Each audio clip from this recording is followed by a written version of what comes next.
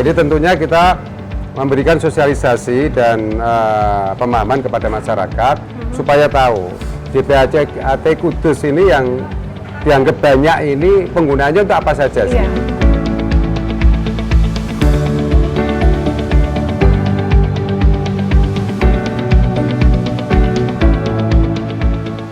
Jadi ketika warga bisa berinteraksi langsung dengan Ketua DPRD, bisa berinteraksi langsung dengan Pak Bupati, mereka bangga, mereka antusias, dan ada beberapa pertanyaan tadi dan langsung dijawab oleh beliau.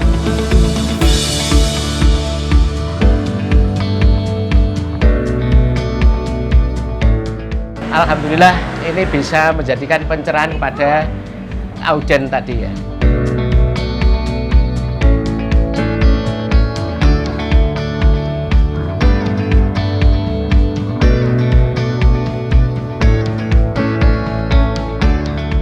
Tentunya kami berharap nanti kepada Bu Menteri Keuangan untuk PMK itu diatur khusus untuk daerah-daerah yang menerima bagi hasil cukup besar sehingga penggunaannya pun bisa lebih luas, sehingga manfaat yang kita berikan untuk masyarakat juga akan lebih luas.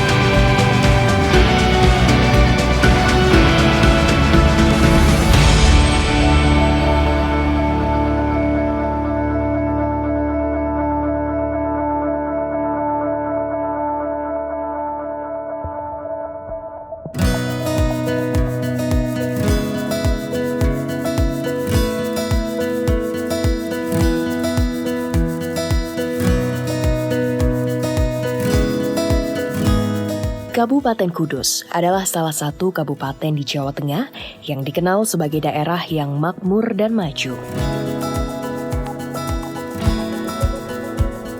Selain ditopang sektor perdagangan, perekonomian Kabupaten Kudus juga semakin kuat dengan banyaknya industri multinasional dan UMKM yang terus tumbuh dan berkembang pesat.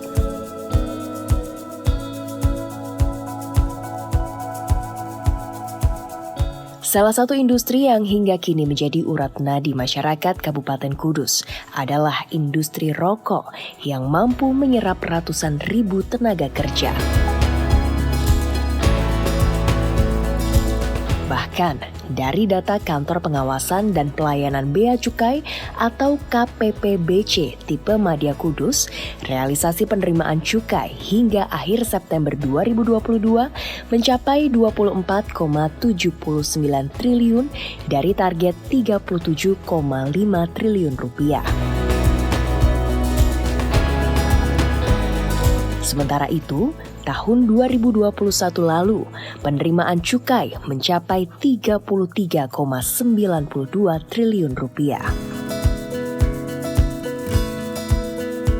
Sementara itu, dari aspek penerimaan negara, cukai rokok dibilang cukup berkontribusi.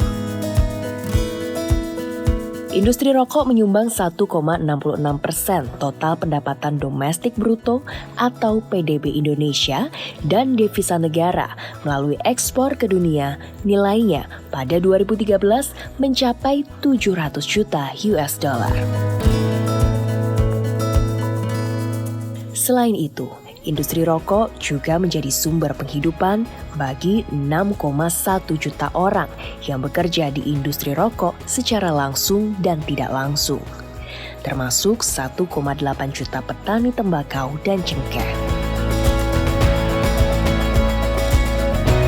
Pemerintah pun terus berupaya mendorong percepatan pembangunan terhadap daerah penghasil cukai dan tembakau dengan mengacu pada Peraturan Menteri Keuangan Republik Indonesia, yakni memberikan alokasi anggaran melalui Dana Bagi Hasil Cukai Hasil Tembakau atau DBH-CHT.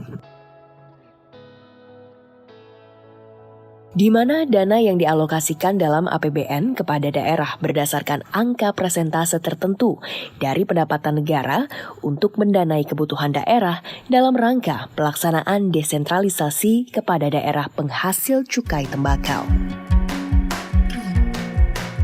Tahun ini anggaran DBH-CHT tahun 2022 yang diterima Kabupaten Kudus sebesar 177 miliar rupiah, mengalami kenaikan dibandingkan tahun sebelumnya hanya 155,53 miliar rupiah.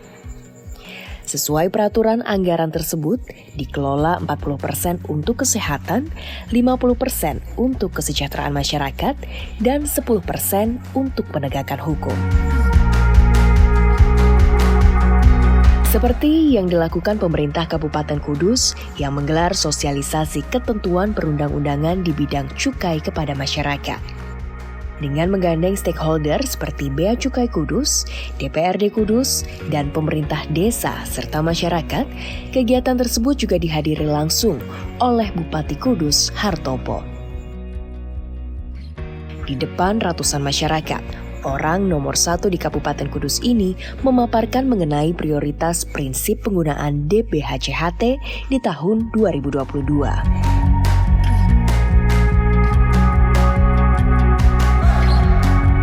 Bidang yang didanai DBHCHT sekarang ini, di 2022 ini, 50% kesejahteraan masyarakat, Bapak Ibu.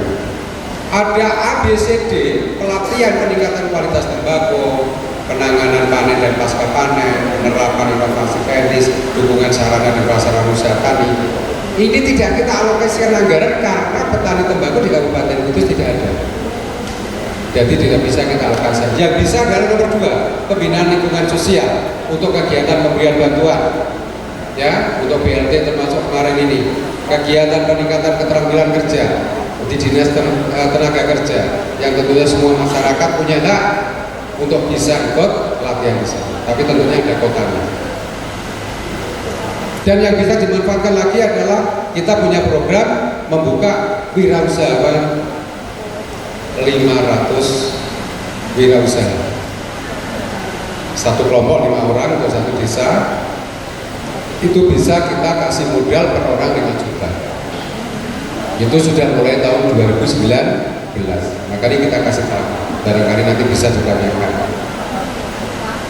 Untuk kesehatan, Bapak Ibu, kesehatan 40%, kegiatan pelayanan kesehatan untuk pandemi COVID, untuk vaksinasi dan imunisasi, semua gratis, tidak ada yang bayar kemarin, karena didanai dana yang bersumber dari DBHCHT. Penyediaan peningkatan pemeliharaan sarana prasarana fasilitas kesehatan, membangun rumah sakit, membangun puskesmas, membeli alat kesehatan, ini semua dari dana DBHCHT. Pembayaran iuran jaminan kesehatan bagi masyarakat yang tidak mampu akan dibiayai BPJS-nya kelas 3. Yang JKN ini semua. Kalau yang tidak mampu tapi tidak punya BPJS bagaimana, Pak? Bisa lapor ke Pak Kades. Nanti Pak Kades punya tim verifikasi, turun benar tidak warga ini tidak mampu. Kalau memang tidak mampu bisa diteruskan ke dinas sosial. Nanti akan diverifikasi lagi. Setelah oke, clear, akan diusulkan penggugatan BPJS. Paham ya, Bapak Ibu ya? Bupati Kudus Hartopo mengatakan pengoptimalan dan penggunaan dana bagi hasil cukai hasil tembakau atau DBHCHT di Kabupaten Kudus diprioritaskan pada bidang kesehatan untuk mendukung program jaminan kesehatan nasional, kesejahteraan masyarakat, dan menegakkan hukum. Baik pemirsa, saat ini saya berada di Balai Desa Jurang, Kecamatan Gebok, Kabupaten Kudus. Dan kita akan bersama-sama mengikuti kegiatan mengenai pengelolaan dana bagi hasil cukai, hasil tembakau. Dan nanti sudah hadir di sana ada Bapak Bupati Kabupaten Kudus, Bapak Hartopo bersama Ibu. Kita akan sapa langsung ya beliau. Mari. Halo Bapak. Ya, apa halo. kabar? Alhamdulillah baik. Senang sekali bisa bertemu dengan Bapak Hartopo di Kabupaten Kudus. Ya. Bersama Ibu. Ya. Ibu. Halo, apa kabarnya Bu Mawat? Sehat ya? Iya Bapak, ini dalam rangka kegiatan di siang hari ini tentang ini ya Pak ya? Sosialisasi juga. Sosialisasi ya Pak. Bagaimana bisa dijelaskan sedikit Pak untuk pemirsa tentang kegiatan di siang hari ini Bapak? Ya, sosialisasi cukai ini berkaitan dengan penggunaan DBHCHT yang tentunya peraturan Menteri Keuangan ini berubah. Dari mulai peraturan Menteri nomor 7 2020 yang penggunaannya terbagi blok grant dan spesifik grant, yang sekarang ini berubah di 2021 menjadi PMK 206 yang peruntukannya tidak boleh untuk infrastruktur, lebih cenderung ke spesifik grant semua. Terus dirubah lagi 2022, ini ada PMK 215, peruntukannya juga sama, tidak bisa untuk infrastruktur, yang semua lebih ke spesifik grant. Nah, ini tentunya kita memberikan sosialisasi dan pemahaman kepada masyarakat supaya tahu DPACT Kudus ini yang dianggap banyak ini penggunaannya untuk apa saja sih? Supaya transparan. Iya, supaya lebih transparan.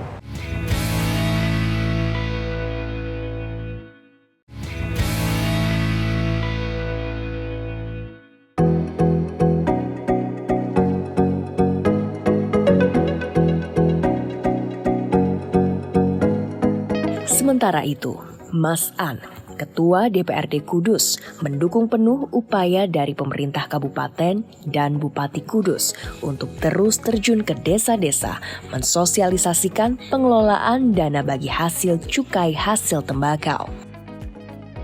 Pasalnya, masih banyak masyarakat yang belum paham aturan dan penggunaan DBHCHT yang sudah diatur secara detail oleh pemerintah pusat. Sesuai peraturan, anggaran tersebut dikelola 40% untuk kesehatan, 50% untuk kesejahteraan masyarakat, dan 10% untuk penegakan hukum. Pihaknya mendorong seluruh elemen masyarakat mendukung penuh program tersebut agar tepat sasaran dan benar-benar bermanfaat bagi masyarakat Kudus. Baik pemirsa, kita masih ada di Balai Desa Jurang, Kecamatan Gebok, Kudus.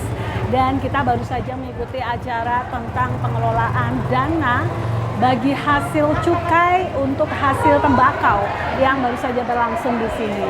Dan kita akan langsung berbincang-bincang bersama Ketua DPRD Kabupaten Kudus, Bapak Masan, yang saat ini sudah ada di sini.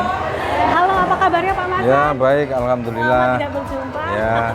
Sehat ya Pak ya? Alhamdulillah sehat. Oke, tadi saya melihat dan saya ngikutin Pak untuk acara ini. Bapak Masan memberikan beberapa hal, poin-poin yang tentunya ini berguna sekali untuk masyarakat di Kabupaten Kudus. Pak, sekarang saya mau menanyakan ini Pak Masan, mengenai pengelolaan dana ini ya Pak ya, bagi hasil cukai. Ya. Ini menurut Bapak, ini kan sudah digulirkan ini Pak.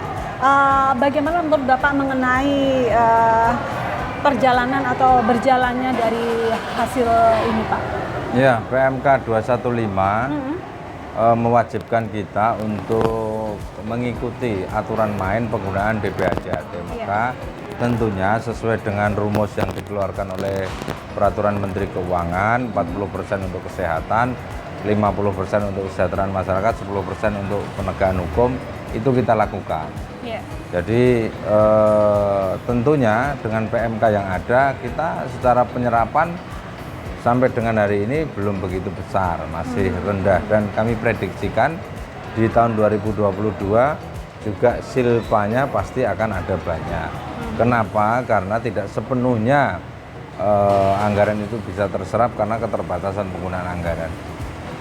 Kalau kami boleh nanti mengusulkan kepada Bu Menteri Keuangan bahwa penggunaan DBHCHT ini khususnya untuk Kabupaten Kudus lebih diberi kelonggaran. Kenapa? Karena dana bagi hasil yang kita terima beda dengan kabupaten yang lain, khususnya di Jawa Tengah. Oh gitu ya Pak? Kita mendapatkan angka yang cukup besar, 174 miliar. Masih ada silpa di tahun kemarin 117 miliar. Artinya tahun ini kita mengelola uang sebesar 291 miliar. 290 miliar dengan rumus yang ada 40, 50, 10 tentunya kami pastikan itu tidak akan bisa terserap maksimal karena tidak bisa leluasa dengan penggunaannya atau diatur oleh PMK. Dan tentu yang lebih bisa yang tentunya nanti akan kami sampaikan kepada Bu Menteri Keuangan bahwa kami itu butuh infrastruktur, kami butuh pembangunan jalan, jembatan, termasuk pengembangan ekonomi masyarakat di wilayah pertanian. Walaupun kita tidak ada petani tembakau, tetapi PMK itu mengatur tentang kalau mau bangun jalan pertanian ya Pak, jalan pertanian untuk tembakau, tapi kita nggak punya.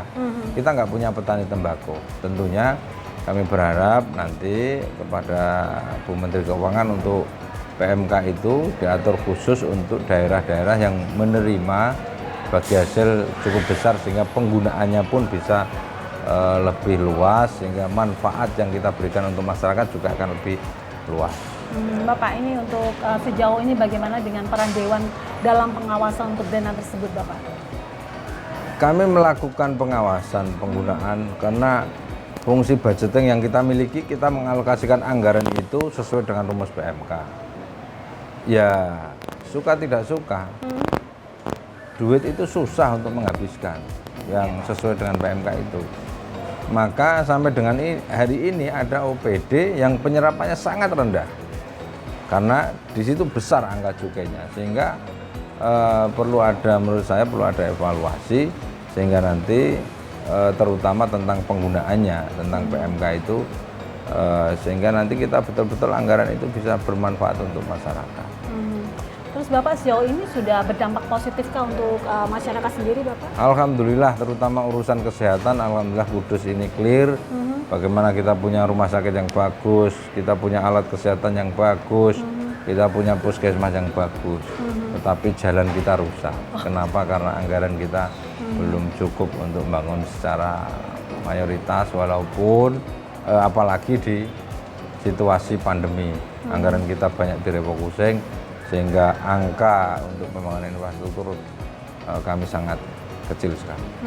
Oke Pak, mungkin harapan-harapannya ke depan ini Pak mengenai... Ya, harapan kami, tolong bantu kami, khususnya masyarakat Kudus, berdoa agar Bu Menteri Keuangan mengabulkan apa yang menjadi perjuangan kita untuk bagaimana diakomodir kearifan lokal, kebutuhan sesuai dengan kebutuhan daerah, peraturan yang disesuaikan dengan kebutuhan daerah, yaitu dengan angka besar itu misalnya dulu pernah 50% untuk infrastruktur dan yang 50% untuk kesehatan dan lain sebagainya. Mungkin karena pandemi semoga saja segera berakhir dan anggaran yang kita dapatkan di BHJAT ini besar, penggunaannya bisa lebih longgar sehingga manfaat betul untuk kesejahteraan masyarakat Kudus. Berarti yang perlu digarisbawahi untuk infrastruktur ya? Ya. Baik, terima kasih Pak Masang untuk waktunya. Sampai jumpa lagi Bapak. Mari. Baik, demikian tadi perbincangan kita bersama Bapak Masang. Beliau adalah Ketua DPRD Kabupaten Kudus, dan semoga saja harapan-harapan beliau untuk Kabupaten Kudus ini bisa segera bisa tercapai di tahun depan.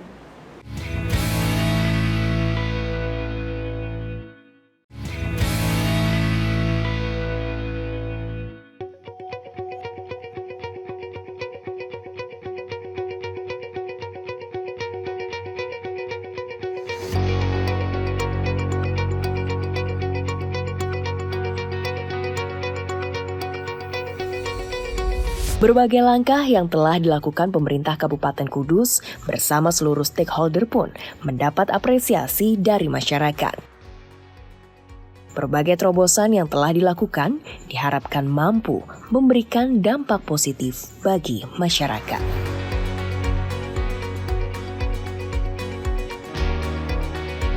Baik pemirsa, kita masih di Balai Desa Jurang, Kecamatan Gebok, Kabupaten Kudus.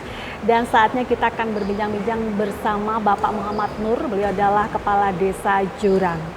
Halo, apa kabarnya Pak Muhammad Nur? Baik, Mbak. Bapak, tadi saya melihat antusiasme dari masyarakat ya, terutama di Desa Jurang ini banyak banget yang hadir di siang hari ini untuk sosialisasi pengelolaan dana bagi hasil.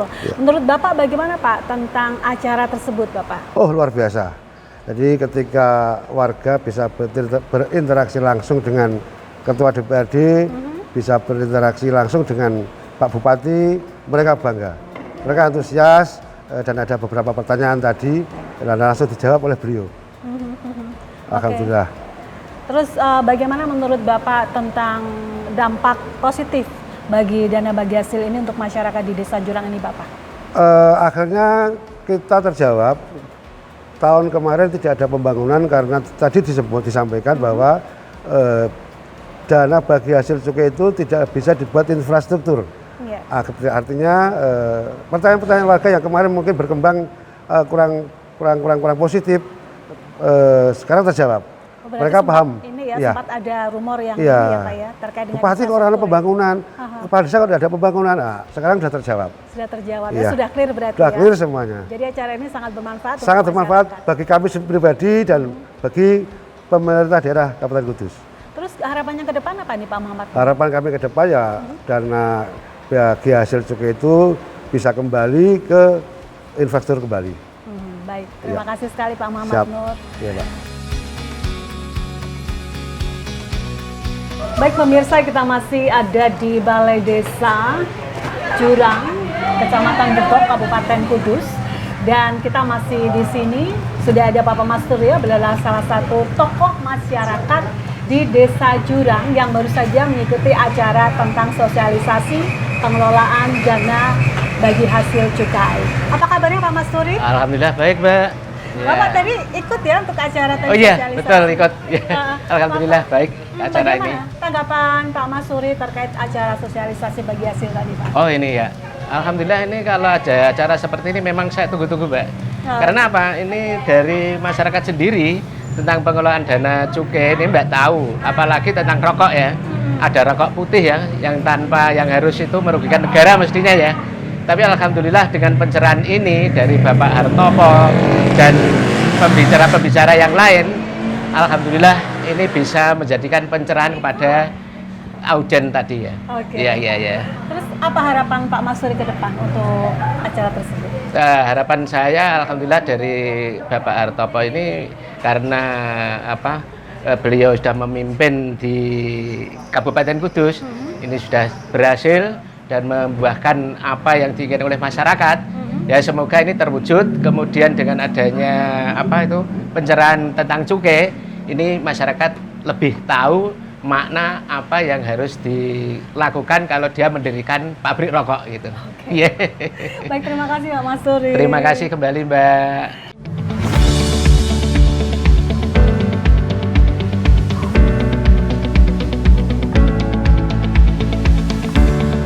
Nah, ini tentunya kita memberikan sosialisasi dan pemahaman kepada masyarakat supaya tahu DPACT Kudus ini yang dianggap banyak ini penggunaannya untuk apa saja sih? Iya.